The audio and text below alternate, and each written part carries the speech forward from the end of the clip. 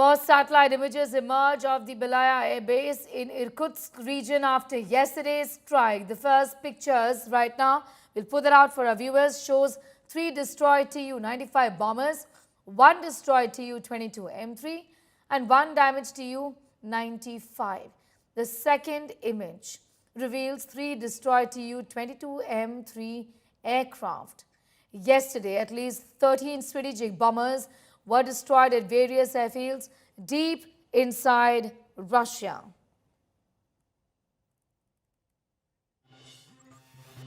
We're getting you the details of the satellite imagery you see on your screens at this point in time. These are first satellite images which emerge of the Belaya Air Base in Irkutsk region after the strike yesterday.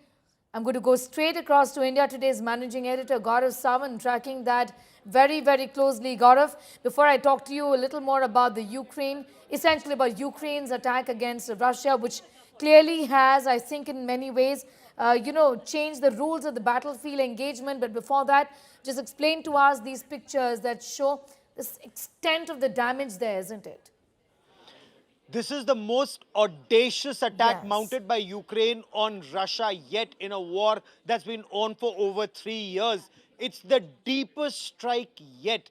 And the fact that drones were in containers loaded on trucks, barely a couple of 100 meters from these air bases, and then the top of those containers came off, and hundreds of these drones, or the FPVs, the first-person view drones, they took off and with pinpoint accuracy went and decimated aircraft that cost billions of dollars, and these drones cost just a couple of $1,000. That just goes on to show, one, the plan, which was perfect, and the execution of that plan, which was perfect, which really has set Russia back. Now, by some accounts, according to Western media, the losses in this attack that took place at 5 different air bases was over $5 billion. Some say between 5, others say $7 billion is what the Ukrainian government assesses the Russian loss to be. Because if you've lost 40 strategic bombers, and these are long-range bombers that can go deliver both strategic in terms of your nuclear bombs or your conventional bombs, but can carry up to 20 to 30 tons of weapons, can fly 16 to 18 hours non-stop, and then deliver this cargo. They have caused significant damage in the past in Ukraine. They were likely to be used for another operation, and yet, Ukraine was able to prevent and carry out this strike. So it's a huge, huge setback. And as you see in these images that India Today has accessed, apart from the FPV or the first-person view drone images, you also see satellite imagery that shows where these aircraft were parked and how the drones went and crashed into them. It's a huge, huge loss for Russia. Absolutely. Now, we're talking about the loss for Russia essentially in the manner in which Ukraine has struck. But Gaurav, even as we speak, there are peace talks which are underway between Ukraine and Russia. What's the very latest that you can tell us about those peace talks which are underway? What next? So, the peace talks are on. Both sides have a condition. It remains to be seen how this moves forward. Ukraine's President Volodymyr Zelenskyy has gone on record to say that he's ready for unconditional. He's ready and willing for unconditional, ceasefire. However, what's the fine print? He's lost more than 25%, between 20 to 25% of his territory. Is he okay with losing that territory and then having this? Is Russia okay with it? There are some reports that seem to indicate that Russia has already planned its strike back. There are some reports, and we're waiting for verification, that Russia will strike back. The manner remains to be seen, because this is a huge loss. One, financially; two, to the prestige of Russia; and three, all along, it does indicate, while Ukraine has been at great pains to insist that this is an operation which was undertaken 100% by Ukrainian forces, by their secret service and their special forces, there are indications within Russia that seem to indicate that they suspect that this was a wider NATO game plan, and in case NATO has been a part of it, whether those countries assisted Ukraine in this attack, then the counter attack God forbid, could be even more severe if the counterattack does include European countries that are a part of the North Atlantic Treaty Organization. Then we are truly looking at the beginning of World War III. All right, Gaurav, I'm just going to come back to you in a moment from now because we want to discuss this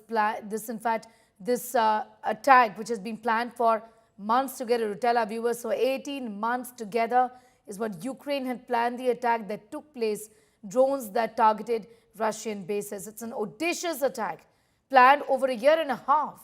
Ukraine launching large-scale drone strikes on multiple Russian air bases. This was under its Operation Spiderweb. Ukraine claims it destroyed 5 military air bases deep inside Russia's borders, setting them ablaze. Here's more.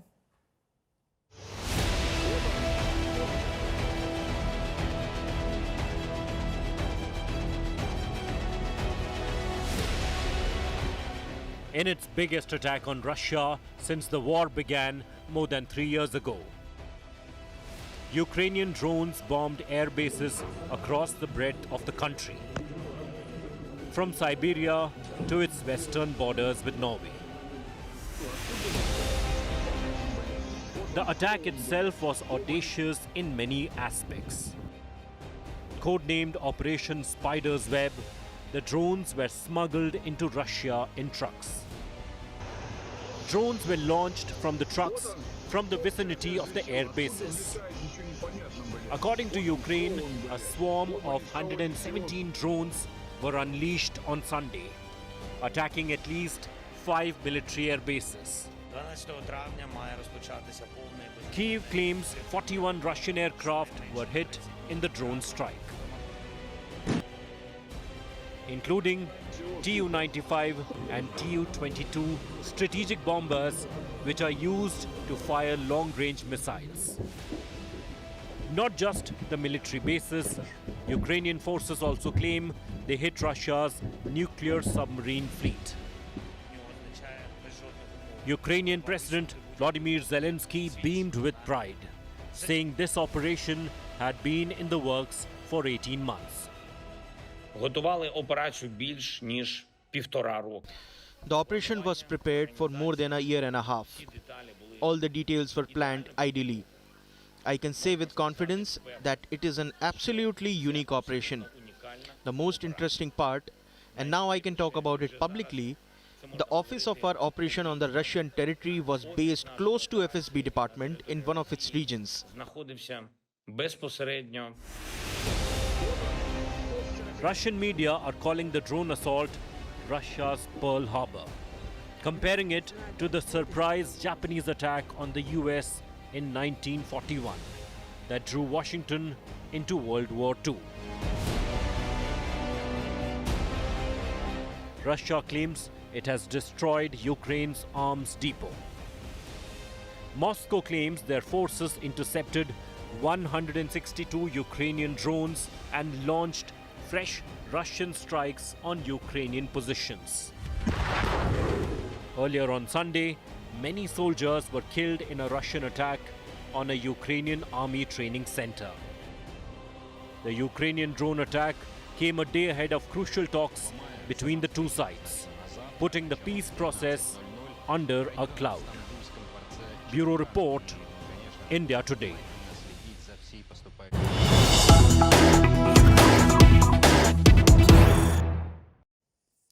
And in related developments, we have a reaction that is coming from the Ukrainian president, where he is posted, and I quote him, "Europe together with America has better weapons than Russia," he says. "We also have stronger tactical solutions." Operation Spiderweb yesterday proved just that. Russia must feel what its losses mean. That is what will push it towards diplomacy.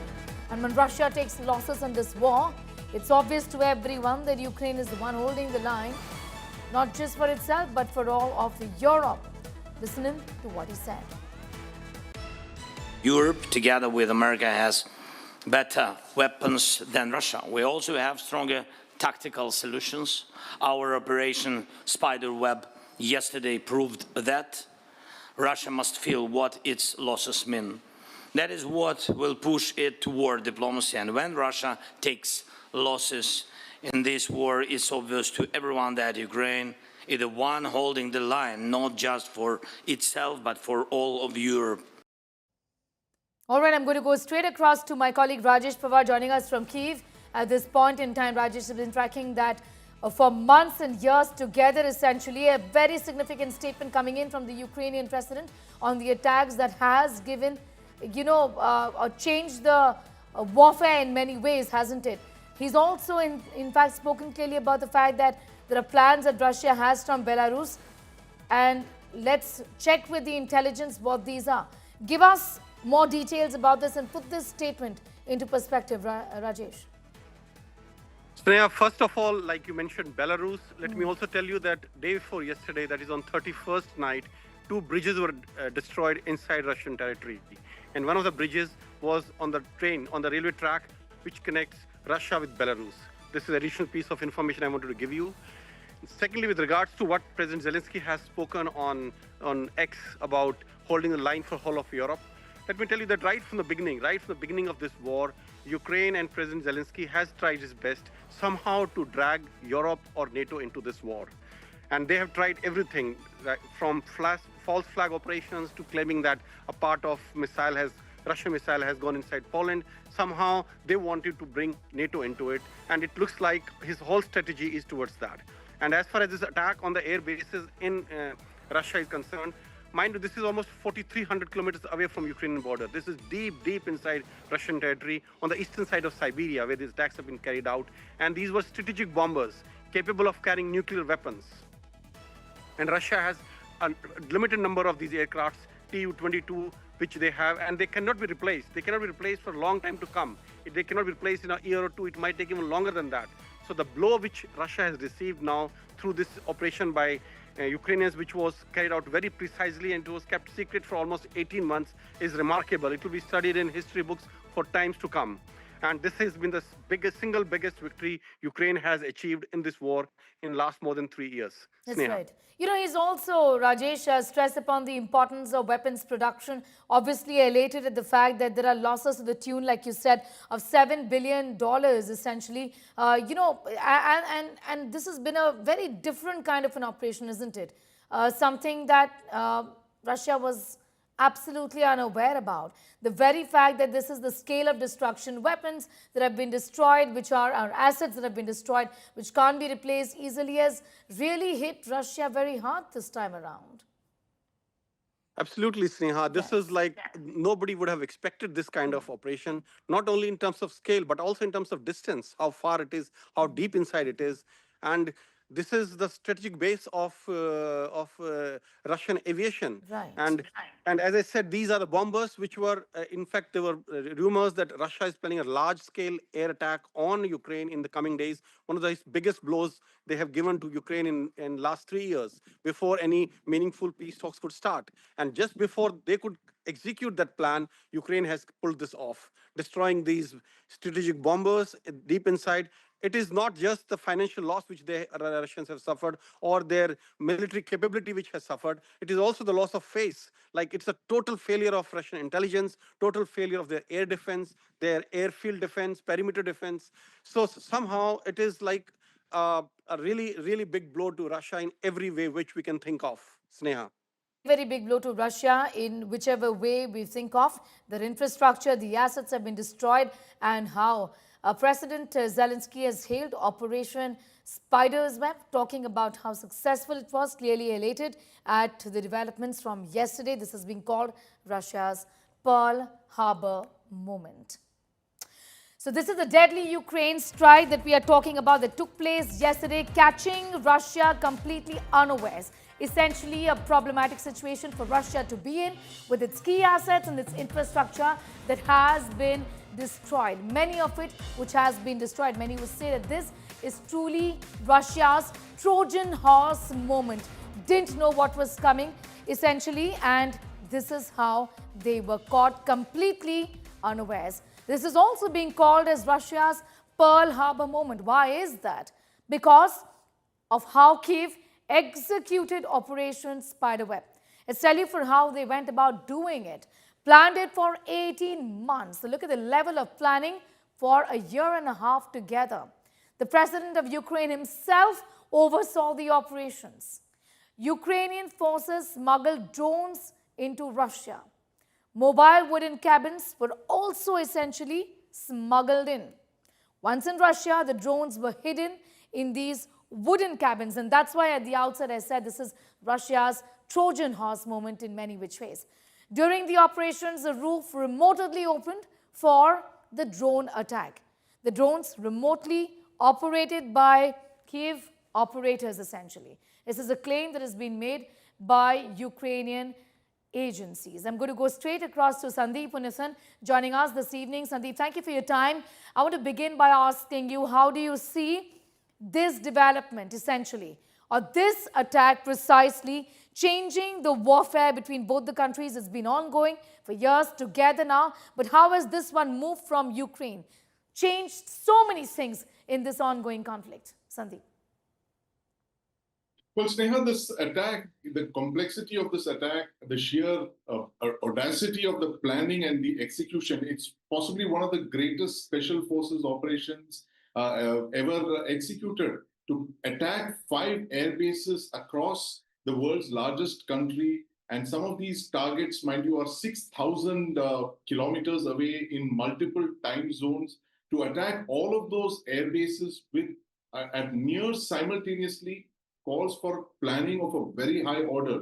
And that is essentially what the Ukrainians seem to have been doing over the last 18 months, which is, it is, about floating companies, dummy companies, acquiring the capability to build those container trucks with those drones embedded in them, and then, maneuvering these trucks around that. This is, military planning of a very high order, and it speaks very highly of Ukraine and its special forces and its secret service to carry out an operation of this magnitude so deep inside the Russian Federation. And the fact is, while they say it is Pearl Harbor, there are comparisons to Pearl Harbor. Well, Pearl Harbor happened at a time when the United States was not at war with Imperial Japan. But in this case, Russia was at war with Ukraine for more than 3 years. It's approaching the 4th year mark.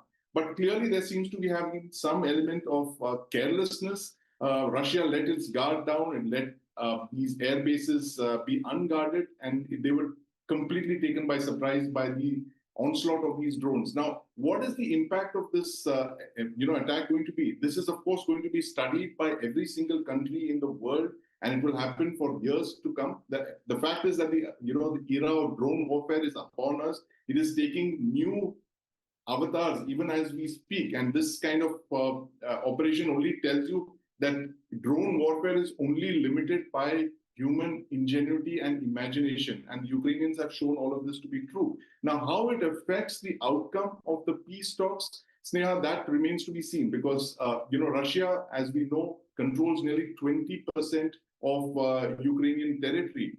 Ukraine has not been able to make much headway on the ground. It carried out a limited incursion into Russia at Kursk. Of course, that Kursk salient collapsed. All of the Ukrainians were expelled. Russia incurred several heavy manpower losses. They've used North Korean soldiers to carry out that task. But the fact is that at the negotiating table, how it remains to be seen is whether these attacks, however significant they are, whether it will alter the state of play when Russia is in control of nearly 20% of Ukraine's territory. It is literally in the driver's seat. So, while these attacks are very significant, they're almost strategic in the way they have targeted Russia's nuclear delivery assets. It is targeted nearly, Ukrainians claim that they have attacked nearly 30% of the Russian Federation's air-launched nuclear assets. So that is a very significant blow. But Russia has shown in the past its ability to absorb horrific losses and continue fighting. The estimates are of 150,000 Russian killed in action, and despite that, Russia continues to fight. So, whether these attacks or more such attacks will deter Russia from its final end state in Ukraine, which is to acquire all of the Russian territory, Russian-speaking lands of Ukraine, that remains to be seen, Sneha. All right, devastation and how, destroying a third of its strategic assets, and this is something that Russia has to now look at. But this is truly Russia's Trojan horse moment, simply of the manner in which this attack was carried out. Absolutely audacious, like Sandeep was telling us, launched by Ukraine. There was elaborate planning for 18 months together. And that's what makes this particular attack very different from the others that have been carried out by Ukraine over the last few years. Assets were destroyed, and these are assets that are very, very difficult to replace, and that's why it hurts more. Assets like A-50 early warning planes are out of production, drones capable of deep strike programs as well, and these have been destroyed. Now, all right, we are now shifting focus to some news which is coming in. Let's take a look at these developments that we're reporting as far as the war is concerned.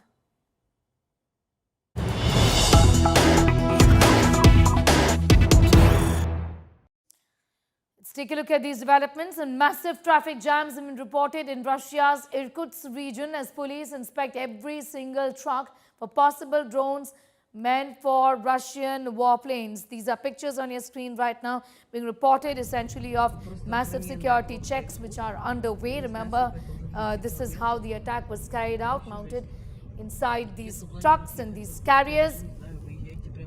And that's the reason why the checks have increased. Take a look at these pictures coming in right now from the Irkutsk region in Russia.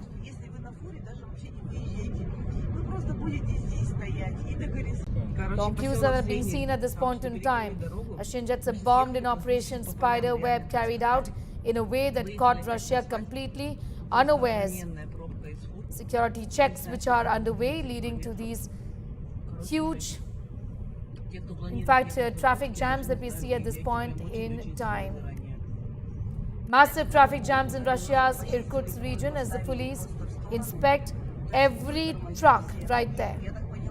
And after the attack, when drones were actually launched from trucks which were parked deep inside Russia. These were drones from trucks that were parked deep inside Russia, and that's the reason why all of these trucks are getting inspected by the cops here. You can take a look at these pictures coming in of these trucks which are on your screens at this point in time.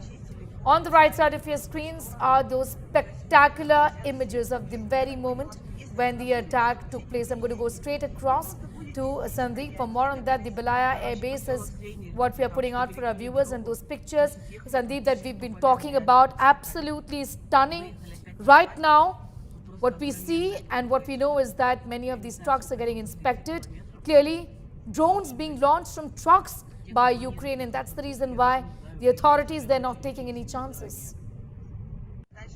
Absolutely, Sneha. And what is emerging is an operation that we've been discussing. It involved months of planning, and literally it brought together all of Ukraine's expertise in drone warfare, launching these drones remotely, and also combined its experience of operating deep within enemy territory, deep inside the Russian Federation's territory. And these are long-range penetration attacks of the kind that possibly have not been seen in our lifetimes, possibly last seen in the Second World War, not since, given how large the Russian Federation's territory is. And Ukraine has shown its ability to penetrate this and operate so far behind enemy lines, 2,000 kilometers almost.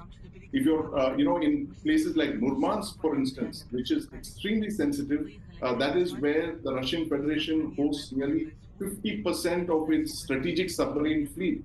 All of its nuclear-powered attack submarines, cruise missile submarines, ballistic missile submarines are all located on the Kola Peninsula there. It is a clutch of bases which are some of the most important second strike capability wielding bases for the Russian Federation. And this is the area that Ukraine has demonstrated that it has the ability to go so far deep behind the enemy lines and strike. It talks of a very high magnitude of planning. And fact is that they have shown, Sneha, if I may, what India has demonstrated with Operation Sindhu, the fact that we have the ability to operate anywhere and strike anywhere inside Pakistan.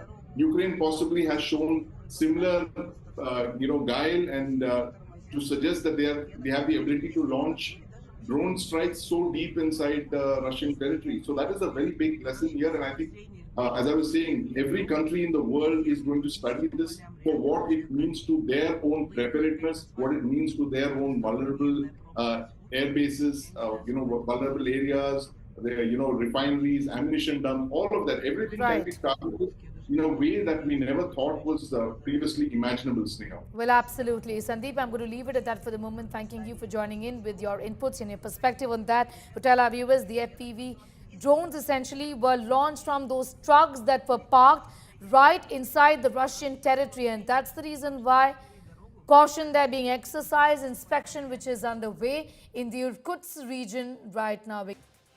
The shocking environmental lapse in Himachal's Kasol, a popular tourist hotspot now buried under garbage. Take a look at those pictures coming in, and the video has since gone viral. Heaps of garbage in a beautiful spot like Kasol. More in this report.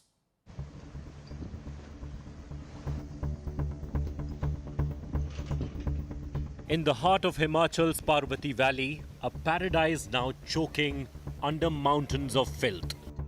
8 months of garbage dumped, not managed, not treated, just buried in the wild. Kasol, a tourist hub, now a symbol of neglect.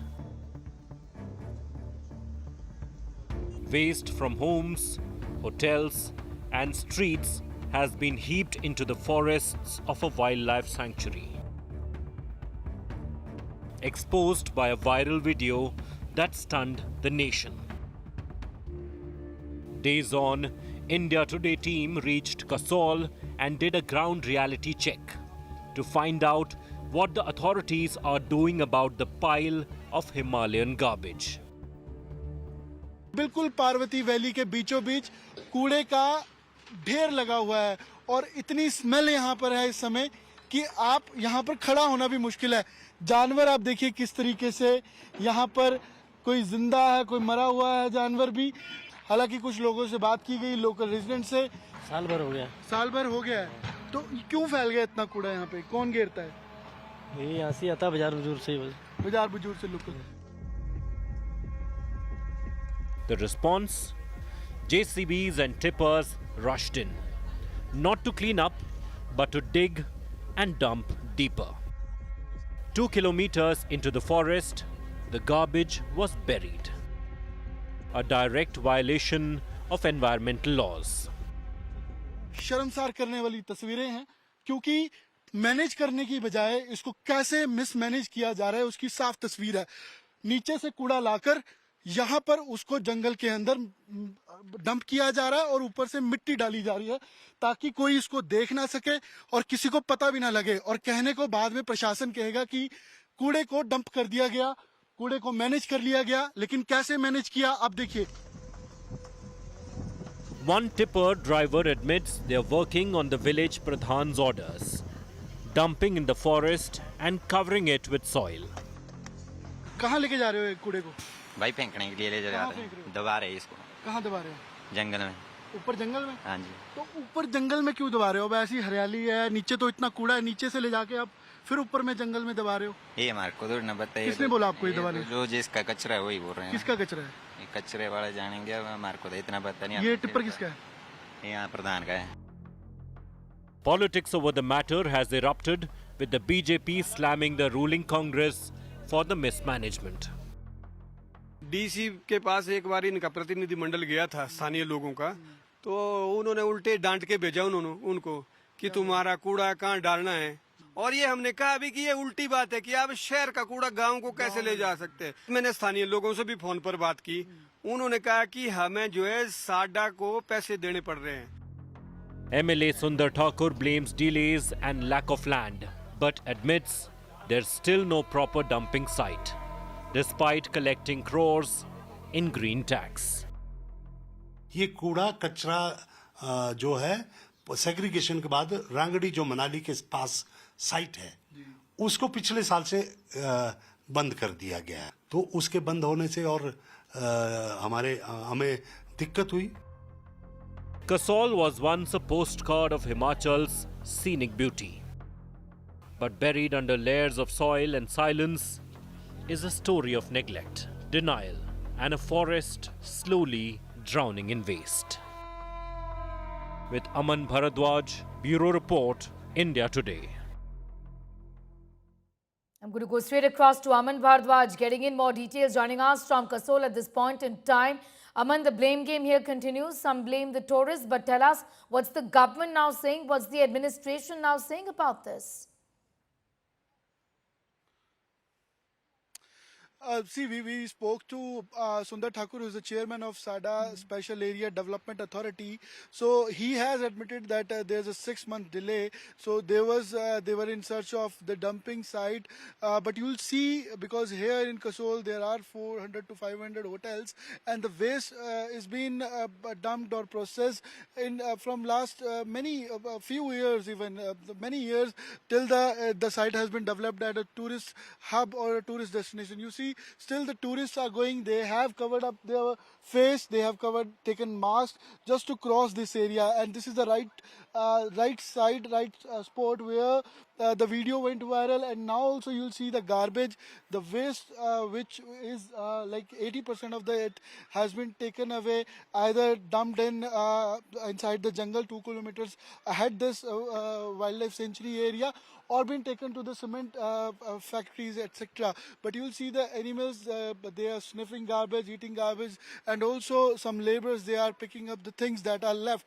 But it also raises question how administration has carried out a cover-up operation in last 4 to 5 days.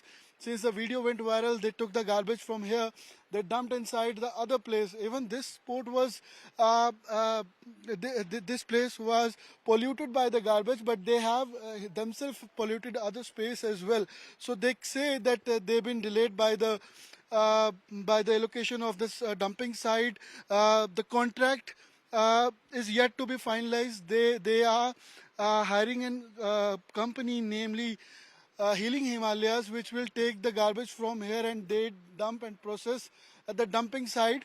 So the garbage is being kept there, but no machinery has been installed so far. No contract has been given to any company on papers, and practically the work which is to be done from last 6 to 8 months is not started yet.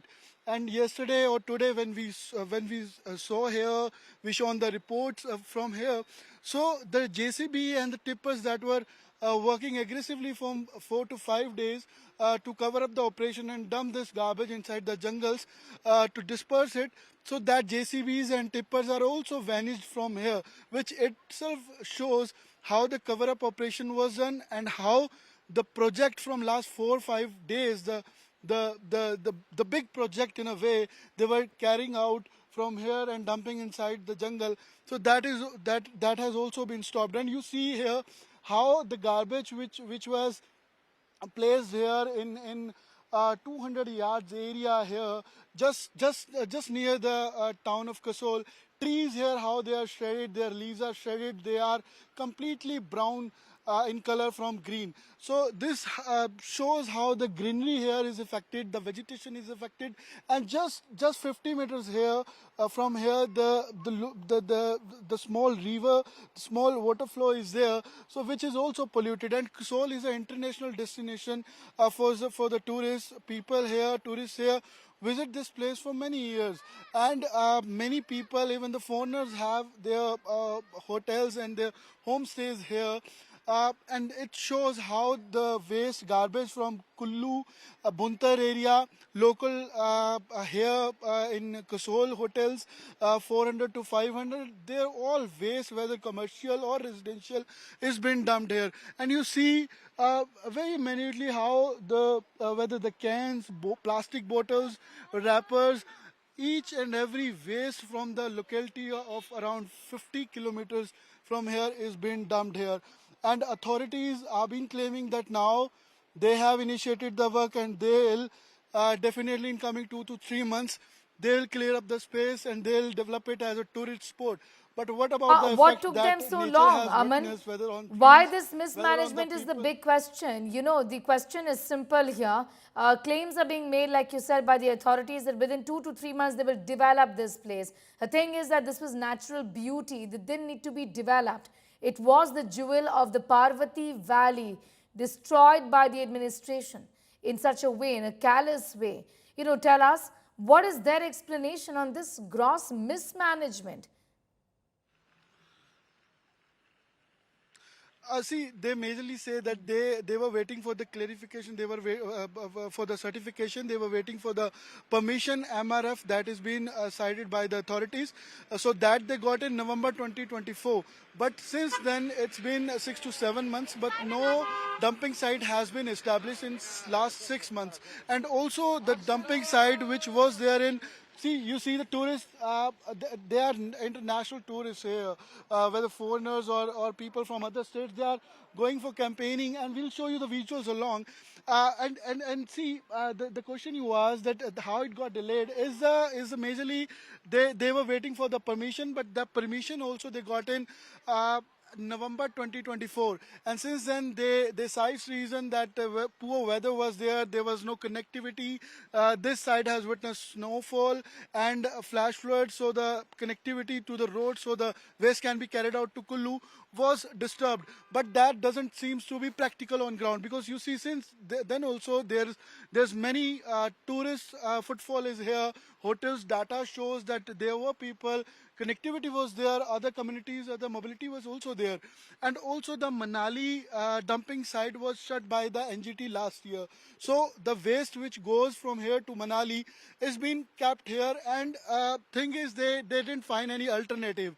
So if the Manali dumping site has been shut, what next to do?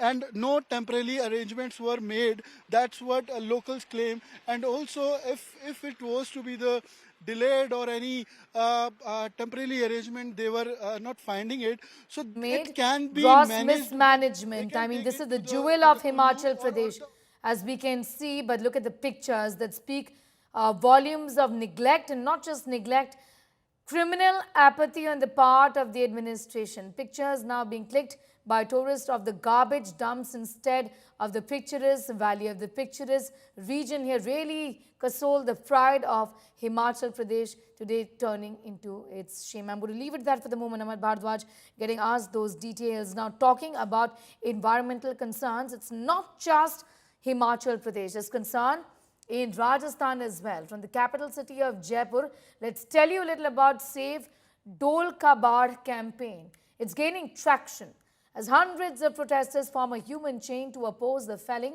of 2,500 trees. Locals and activists unite against government bad construction that threatens the vital green lung of the city. Take a look at this report by India Today's Devankur from Ground Zero.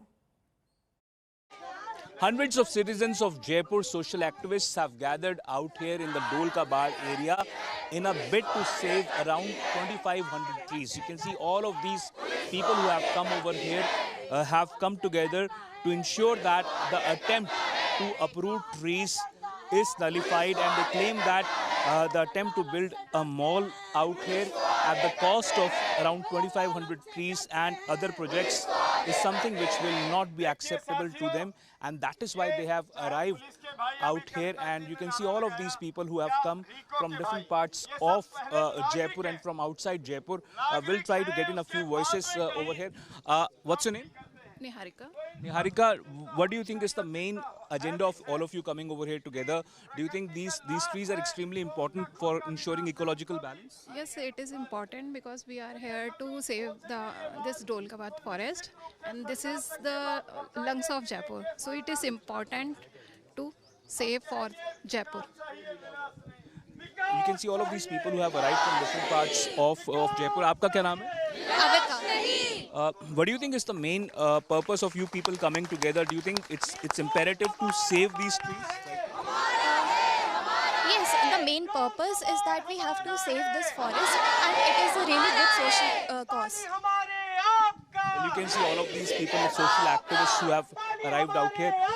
Sir, यहाँ पर आप आए हुए हैं, ये दावा किया जा रहा था कि ये जो डोल का बाढ़ का इलाका है इसको बचाना बेहद ज़रूरी है। क्या आपको लगता है, क्या वजह है आपके हिसाब से कि यहाँ पर प्रोटेस्ट के बावजूद सरकार जो है वो चाह रही थी पीएम यूनिटी मॉल बने, अलग जो उसके अलावा प्रोजेक्ट्स? हम लोग जो है जल जीवन बोलते हैं, वन जीवन बोलते हैं। अगर ये जंगल ही कट जाएंगे तो ऑक्सीजन कहाँ से आएगी? क्या हमने कोविड-19 नहीं देखा है? लाशें जाती हुई नहीं देखी हैं? ऑक्सीजन के सिलेंडर नहीं मिल रहे थे? यही तो वो ऑक्सीजन हमें चाहिए, और हमें ही नहीं चाहिए बल्कि पूरी दुनिया को चाहिए, पूरे भारत को चाहिए, पूरे जयपुर को चाहिए। All of these activists have gathered out here in the Dolka Bad area and want to convey their voice to ensure that the government does not continue with its attempt to uproot these trees.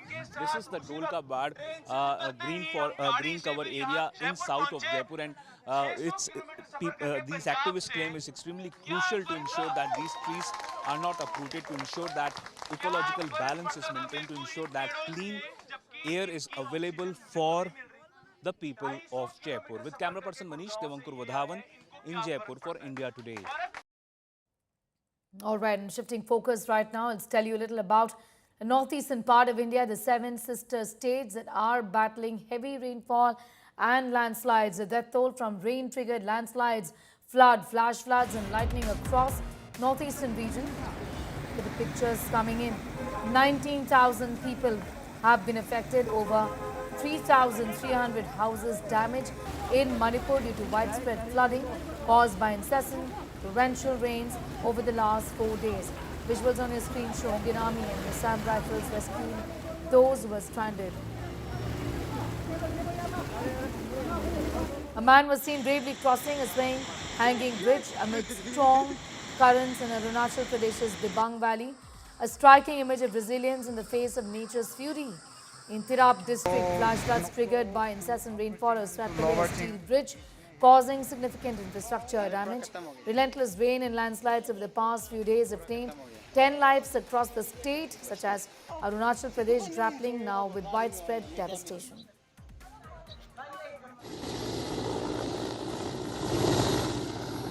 The Indian Air Force launched a critical humanitarian assistance and disaster relief mission earlier this morning in Assam and Arunachal. In a daring operation, 14 individuals stranded amid the flooded Bomji River in Arunachal Pradesh were successfully rescued by an Indian Air Force Mi-17 helicopter. In Assam, thousands across 5 districts have been affected. The Brahmaputra River has crossed the danger mark in Dibrugarh. Lakhimpur is one of the worst affected regions in the state, is still reeling under the impact. Assam Chief Minister Himanta Biswa Sarma visited the flood-affected areas in Lakhimpur to inspect the situation. North Sikkim's Lachen and Lachung, hundreds of tourists are stranded after heavy rain and landslides. A portion of the under-construction Sankalang Bridge in North Sikkim collapsed and was washed away by the Tista River.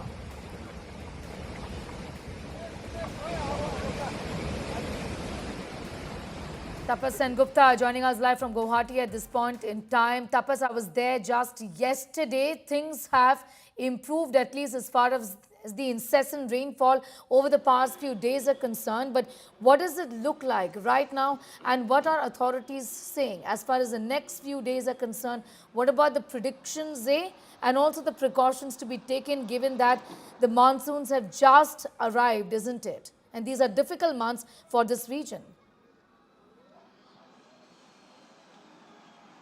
Well, see, prediction says that still alert is on as far as Assam, Arunachal Pradesh, Sikkim and Manipur is concerned. But the good news is that since today afternoon, the incessant rain has stopped and the waters in Guwahati have started receding. Literally, the Guwahati city have almost come back to normalcy. But yes, the outskirts of Guwahati city in Kamrup district remains to be inundated. We had visited several places. We had seen that how water is flowing over the road and roads are submerged. People are reeling under a lot of problem. and people are complaining that proper help from the government is yet to arrive. Similar kind of alert is seen in Meghalaya and Manipur, Arunachal Pradesh as well. As far as Assam is concerned, only best that we can hope that no more rain happens in Meghalaya. Otherwise, when the water flows down the Brahmaputra, there remains a chance that once again several low-lying areas of Assam might get affected by floods. On the other hand, Sikkim, the North Sikkim is the worst affected part where several thousands of tourists are stranded. Efforts are being made to rescue them. And government of all these states have taken extra measures to ensure safety and security to the stranded tourists, and in some places, especially in North Sikkim, due to landslides, have become inaccessible, especially Lacheng and Lachung. Mangan onward, these are the areas which are badly hit by landslides. But overall, as far as rain is concerned, the rains has stopped in Assam and also in Meghalaya. But it remains to be seen, since the alert is on in all these states, whether or not rain happens again. If it happens, it can only aggravate the situation. Otherwise, things are improving very slowly and steadily. But still, we can see several areas in the outskirts and low-lying areas of Assam which remains to be inundated. All right, I'm going to leave it at that for the moment. Tapas getting in those details from Guwahati this evening, telling us about the current situation, not just in Assam, but also in the other 6 states of northeastern India. Let's now take a look at this ground report from my colleague who sent in. This is Baby Shirin's ground report from East Imphal. Heavy and unrelenting rainfall over the past 4 days has plunged Manipur into a flood crisis affecting nearly 20,000 people across the state. I'm here in the boat in Imphal is one of the worst hit districts where localities like Heightened, Wangkai and Purai are completely inundated. You can look the situation here in Prompat. The roads are all inundated, and according to the official data, over 3,000 houses have been damaged. The Imphal River swollen from days of downpour reached embankment in multiple areas, including Purai, Heightened, and Chekon. Flooding even vital installations like All India Radio Complex and the state-run Jennings Hospital. Patients had to be shifted from flooded wards at Jennings late Sunday evening. Yesterday, 31 relief camps have been set up to house the displaced. The governor has extended summer vacation in school across Imphal East, Imphal West, and part of Senapati district as a precautions. Meanwhile, the Indian Army and Assam Rifles have rescued nearly 1,000 people, but with 47 landslides reported and rain still falling in parts of the state, the situation remains fragile. This is Baby Shirin reporting from Imphal for India Today. All right, that brings us to the end of this edition, but we're leaving you with this report of Mount Etna erupting on the Italian island of Sicily this morning, with dramatic videos showing tourists running down the mountain as a large cloud spewed out into the sky. Stunning pictures coming in from Italy. We're leaving you with that. Thank you for watching. Incroyable. Tout le monde est en panique, tout le monde descend. Ah, un truc de ouf là.